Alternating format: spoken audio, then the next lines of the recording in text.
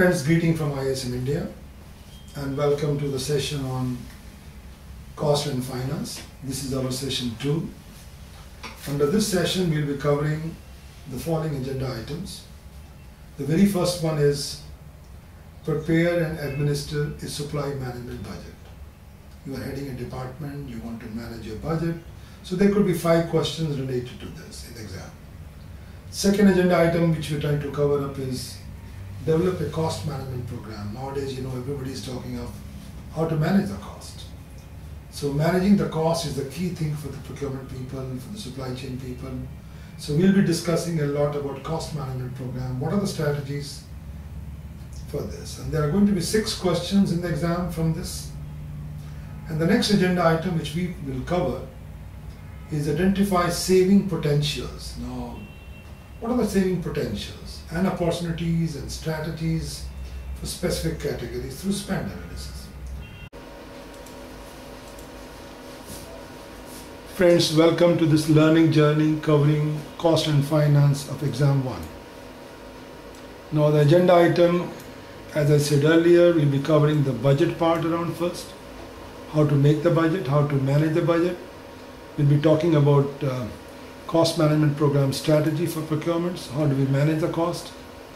Then we will also talk about what are the opportunities and potential for savings, cost benefit analysis, and lastly we'll be talking about how do we leverage this to get the best deal around. The very first one, we start with the budget. So the budget is nothing. What is budget? It's nothing but a detailed financial plan expressed in a quantitative terms. Obviously each department has to have a budget. The budget has to cover the cost of all the resources, all the improvements what you want to bring around. So it's basically, in short, I would call it a detailed plan expressed in a quantitative term that specify how the organization will require and use resources during a particular period of time. You have your plan of acquisition. This is what I'm going to acquire this year. This is what my procurement volume would be. And to do this, what are the resources I need in terms of people, in terms of persons, in terms of equipments, in terms of technology. So this is all built into the budget. Then there's a what is budgeting system. So the system is nothing but the procedure used to develop a budget. So whatever we use, the procedures part. So in short, try to remember what is a budget. All of us, obviously the budget, whenever we start around, we have a big want. It's the same thing at home. We want to have this, we want to have that. From want we make the needs become shorter. But at the end of the day we look around our pockets, how big is our pocket? So we try to narrow down from wants to need to can. So preparing a budget, obviously this is a financial plan of the year. It defines the allocation of product, services, departments. You might have many departments within your supply chains. So for each department you have to allocate how much funds are required. So it's a tool for allocating funds to accomplish the objectives of the organization. It could have specific goals. It could have periodic comparison of actual versus target results. So you have a goal, this is what improvements I'll bring around. I'll try to implement ERP in my systems. I'll try to implement e-procurement into my systems. I'll try to implement spend analysis. So there are all your specific goals around.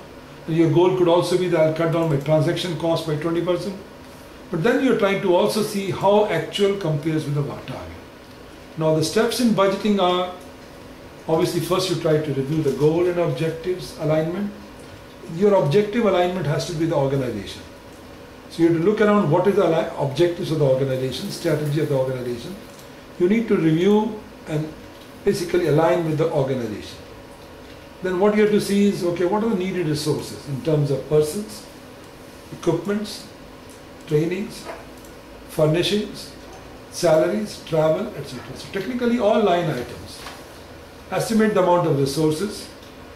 You normally have previous year data that can be extrapolated. You know, okay, this is my last year budget. This year I'm going to do 10. The next agenda item in this learning journey under the cost and finance is develop a cost management program strategy for procurements. As you know, you might be working in any companies around. Cost management is a key thing. From the management side, from the senior management side, they say, guys, we want to manage our costs. So what are the tools available? What are the strategies available to manage the cost? So that's what we will walk through. Now the cost management strategies are obviously, first thing is cost savings. Now these cost savings can come through cost reduction or avoiding the cost. We call them avoidance. Reduction means I'm already using one parts, I improve the manufacturing process, I improve my efficiencies around, my process cost was 10%, I cut down my process cost to 5%, I cut down my other things. So basically this is a cost reduction. So by improving the efficiencies, by improving my processes, by changing the raw material, today my raw product is made of steel. Tomorrow I think I can do the same thing with plastic parts, where my molding cost goes down, manufacturing cost goes down. So this is all cost of cost reduction. Avoidance means you're avoiding the cost. Now that avoiding, you could do it when you're signing a contract, you could do the negotiation part. You could also use some standard items instead of your design people have come up with something special made design. But then you find suppliers can give you a better design, ready-made in the market, standard item in the market. So you are trying to avoid the cost around.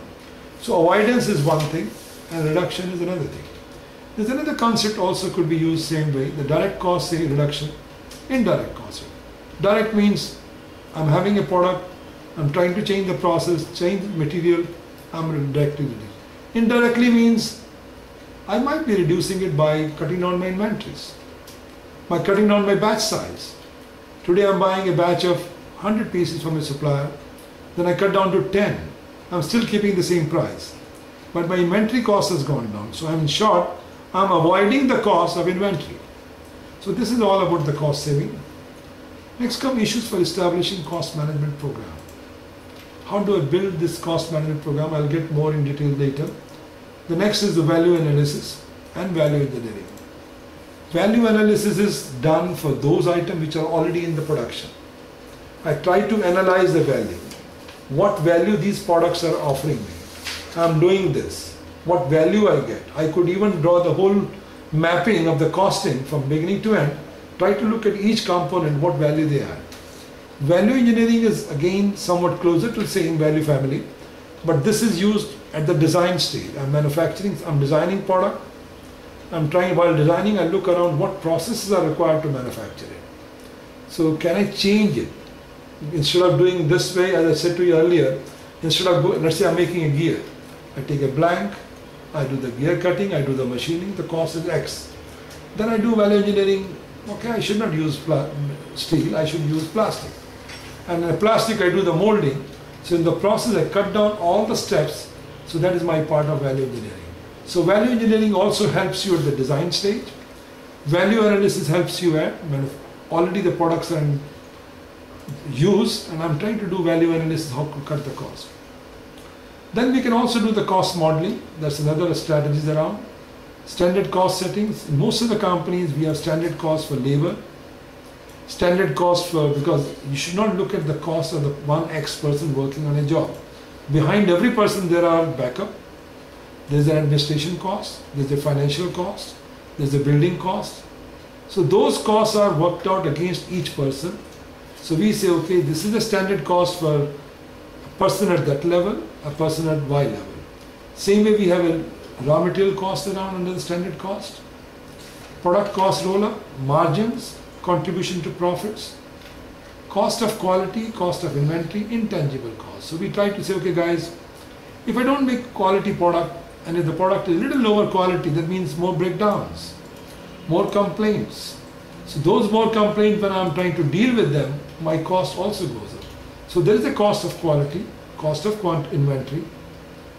If some suppliers I'm trying to find globally is able to give me at half the price, but then I have to increase my inventory level, that's also a cost. Then there's the intangible cost, which may not be tangible, too many phones, too many follow-up when I'm trying to do globally. So those are the ones. Then there's a cultural gap around, so those are intangible costs around.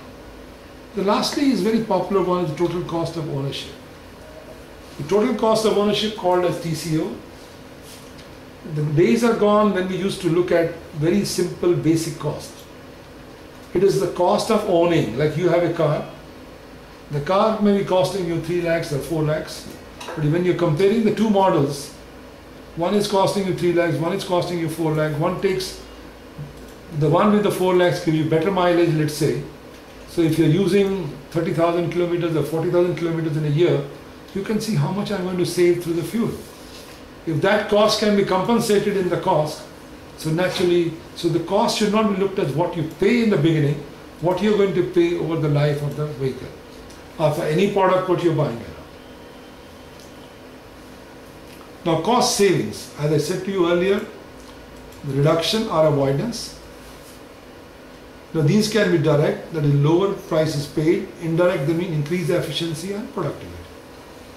Cost control should not be at the expense of quality, but take advantage of technology. So at the end of the day, everybody says, don't cut your costs by cutting the corners around, by lowering the quality, but take advantage of technology. A lot of money goes in processing something.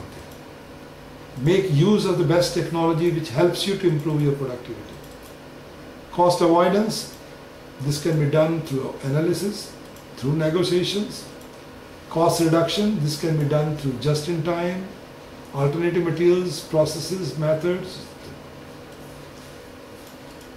Now the cost management program, the key considerations: status of standardization program, coordination with other departments, it needs a lot of time requirements, effect on qualities and service. Then, so all this cost program, we look at this, how is it affecting my quality, how is it affecting my services, effect on operations. So operation means you need to seek the support from cross-functional team for value analysis. So when you're doing value analysis, you need their support also from the cross-functional team. The designer has to be part of it, R&D has to be part of it. When you try to give them some better ideas, so they have to be. Calculating cost avoidance, reductions, market testing. So whatever you're doing cost management program, you need to do the market testing, get feedback, do the changes. If you're trying to change something, try to get feedback. Top management support. Keep in mind any ideas whichever you want to bring around in an organization, particularly which works on a silos basis, you need a clear mandate from top. Design flexibility, choosing standard designs. If I'm using some parts, so if I'm using the brake drums, I'm using some parts in the car, some bolts and nuts into the car. If they're standard design, my cost will be lower and it will be more flexible. If I'm making custom-made design, my own design, then naturally the cost goes up, the flexibility is also less. Product longevity, factor for cost control. Consumption management, use of energy by individuals. This is another term which is very popular, and many of you might have gone through who have worked in the industries. This term has been used very widely. The value analysis, the people who are in the production shops, or even in the services nowadays, people using quite a lot. Value engineering is more at the design stage. Like say I'm trying to develop for any activities around standard operating procedures. I'm trying to design the processes. I could use value engineering to a detailed way to cut down my cost and to come up with a better product. So value analysis is characterized by 4 key elements around. So technically they are the 4 key elements. So you try to do the function, the cost analysis, then you try to do a team efforts and creativity.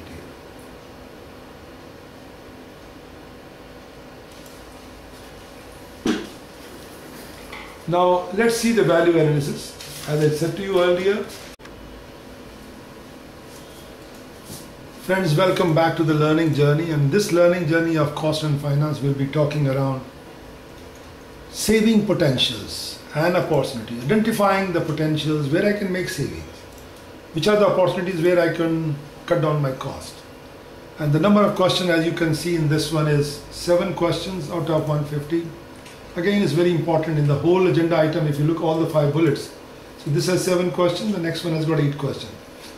Now in this 7 question is all about spend management. As at your own home, same thing you do for the organizations. You try to analyze your spend. Where is my money going? How can I cut down? Which are the activity I can cut down? Which are the place I can make savings around? So this is all about spend management. So spend analysis, let me give an overview on this. you try to see the examination of your volume and the value of transactions. It provides an understanding of what is bought, what are you guys buying around, by whom it is bought, who are the suppliers, and for what purpose you're buying this. So you need to look around what purpose I'm buying, what is being procured around, and from whom it is procured around. It provides opportunity for saving through standardization and aggregation. So it basically helps you. You might have 10 units, each unit is buying same items. So if I can aggregate together, I have a higher volume. Higher volume means I can have better savings around. So I could also standardize some items and cut the cost around. Now the sources of spend data is very important around. You get this data from various sources around. Now data in your organization, if you have done ERP, you have tons of data. You have account payable, you have purchase orders, you have purchasing cards. So all these things are having tons of data, and today in majority cases what we do is we raise the POs and then we forget that we have spent money on ERP, let's make use of the data. So data becomes knowledge when I'm able to really analyze the data. It becomes intelligence when I'm able to analyze my information. If I'm not able to analyze information, then it's just a data. So there are data mining tools. So the data mining tools suites are available for spend analysis. Other tools are like Ariba is there, I2 Technology is there, and Protoris is there from IBM now. Now, spend analysis, this is the cost baseline, very important step. Forecasting future utilization and spend. So you cannot do your future utilizations if you don't know and how much is going to be spent of that. So this is where you help you. Future utilization, then various techniques are used to establish this one. Cost saving versus cost avoidance. This also I explained earlier to you. These can be done through value analysis and negotiations. Budget reductions. Spend can also helps you that, okay, can I convert this into my organization budget? I find there is a lot of spend on particular activities around, let's say, travel in the office, or even on the salaries. If I'm trying to cut down the staff, I'm trying to cut down the travel, or I'm trying to paying too much rent, can I change to a different place around? So that's how it will ultimately translate into your organization budget. Current and historical data for budget forecasting. So you need historical data and current data to do this.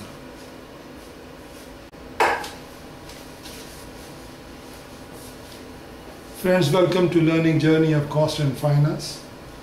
In this agenda, we will talk about the cost-benefit analysis on acquisitions. So word acquisition could be also compared with procurements, supply chain, acquiring. So when you're trying to acquire something, you need to do the cost-benefit analysis of different approaches around. So the number of questions which comes under this could be 8 questions. So I'll walk through this agenda item in detail. Now the cost-benefit analysis in short called CBA. These are used to identify proposals or offers that provide high net benefit. So one need to understand the following. To do this analysis, I think the key thing is all about TCO, total cost of ownership. Direct and indirect cost. What is my direct cost? What is my indirect cost? Like in the office, if I look around, travel is my indirect cost. Direct means which goes directly into the end product. If I'm looking at a manufacturing plant, my direct cost is raw material, labor, but indirect could be the supporting staff at the back end. So that's all indirect cost. Direct means which goes exactly in making the final product or services. There could be carrying cost. I mean, in carrying also I have to carry some item called should cost. I have to carry this much minimum inventory to survive, to ensure my supply chain is continuous. But then there's a target cost. I mean, we know in the market, my competitors, how much they have the carrying cost, 10% of the whole revenues, 5% of the whole revenues. That's what I try to make my target cost. Then also we'd like to look at relevant versus irrelevant costs. Some are relevant, must. Some are irrelevant. Some I might be doing for branding, some I might be doing for something to improve the image of the organizations. It's a question, I mean, depending on your fund positions, you will say these are relevant costs, these are not relevant. Overheads cost is also there, then opportunity cost. Sometimes you say, okay, let me do this. This helps me to improve my opportunity to get the business. Then the last one also we try to do around is the financial analysis tools to assess my viability. If I'm getting into this, I'm trying to buy these assets, what are the viability part of this? And should I do the lease part? Should I buy the things around? This particularly relates to buying equipments, buying all assets. Could be building, could be machinery, could be equipments. So you have two choices around. Either you lease the one or you buy them. So if you lease, you get some benefits around. You can change your equipments when they are obsolete. And if you buy it, then you have to carry them with you till the life is over. And you may find some products which are very high technology products. Their technology is changing so fast. Leasing may be a viable approach around. But you need to do the complete analysis before making a final decision. Now the TCO concepts, now this is, as I said to you, it is not the cost what you pay. It includes the cost, associated cost when I'm using it, whether it's a machinery, whether it's equipments. So anything you do around, the associated cost is also important around. Like some equipment require air conditioning, some doesn't require it. So there's an extra cost involved around. Then there's another one called life cycle cost. This cost over the whole life of the products around. While this one covers, the very first one is covering the total cost part. Okay. And then comes the indirect costs around, not linked with the specific products. So the expenses that can be identified with units of output, typically direct materials and direct labors. Now these are the ones not linked with specific product or services, but related to normal operations. These could be overheads, these could be indirect cost, and these covers like fixed cost. My fixed cost is obviously the rent is there, mortgage I have to pay. The variable cost is the category that changes with volume of productions. Semi-variable is the one carrying both fixed and variable, such as salary of supervisors, because you have the people who are directly working on the work, and then there are supervisors. So supervisors are not directly contributing to the outputs, but they become semi-variables.